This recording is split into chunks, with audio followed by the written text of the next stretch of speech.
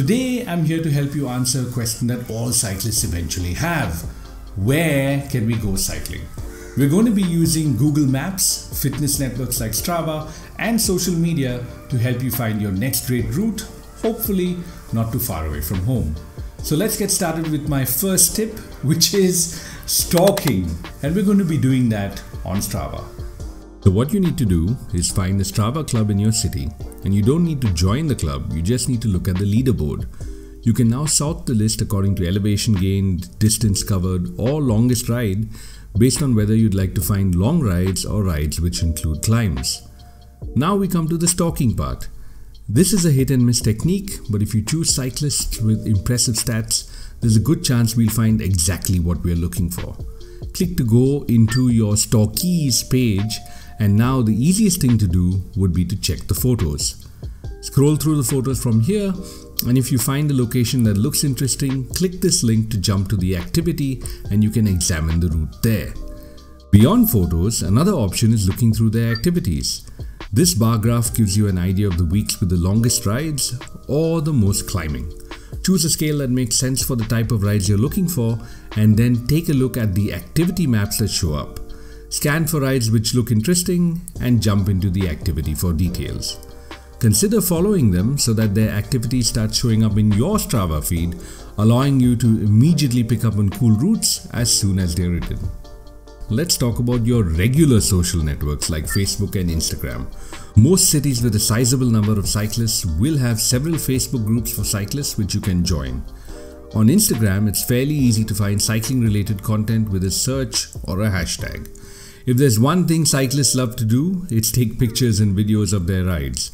All you need to do is start a conversation asking where the clips were taken, and in most cases they'll be more than happy to share route details and tips with you.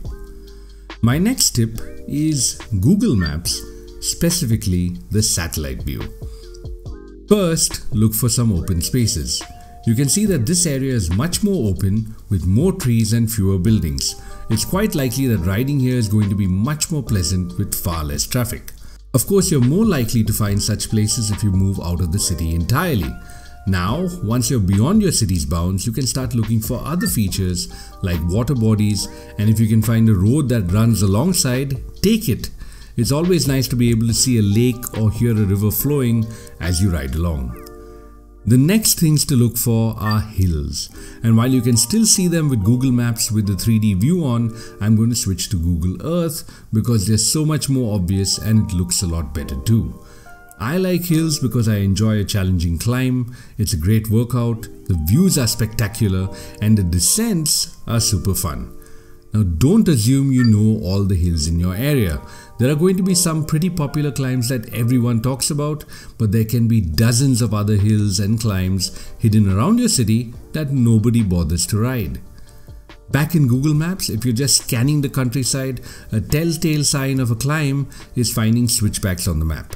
If you see them, the road is likely to be going up a hill.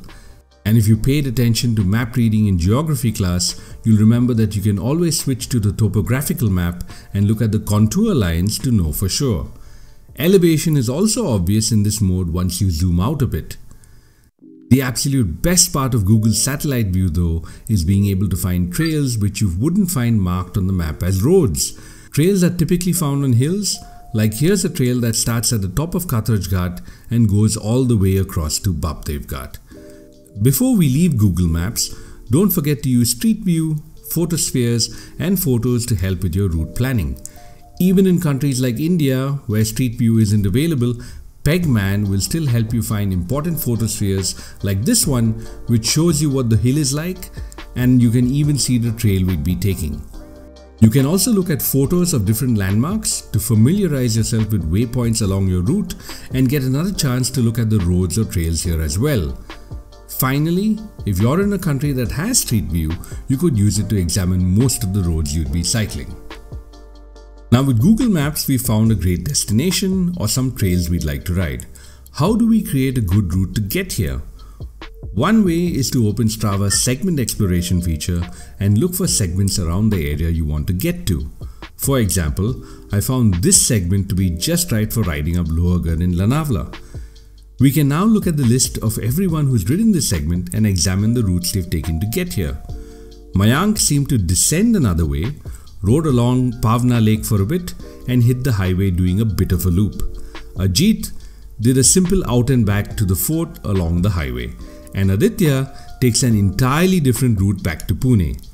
One destination, 3 different route ideas just by looking at a handful of rides. This is another reason why Strava segments are so awesome.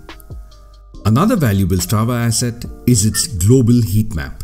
The heat map will show you where most people ride in a given region. Brighter lines mean more people ride there, and you can use this as a quick way of finding the most popular routes in a city. Where the heat map really shines though is in off-road areas. For example, here are the tops of Kathraj and Bapdev Ghats. If you ever wondered whether it was possible to ride from the top of one to the other across the hills, the dark purple line here tells you that it has been done, not by too many people, but you know that it's rideable. You can also see the rough route from here. Not finding heat doesn't mean it hasn't been ridden or isn't rideable, of course. It just means that not enough people have ridden there. At least, not on Strava. Moving away from Strava, a very popular route planning tool is Komoot. Once you choose your start and end points, Komoot will suggest a route based on how you want to get there.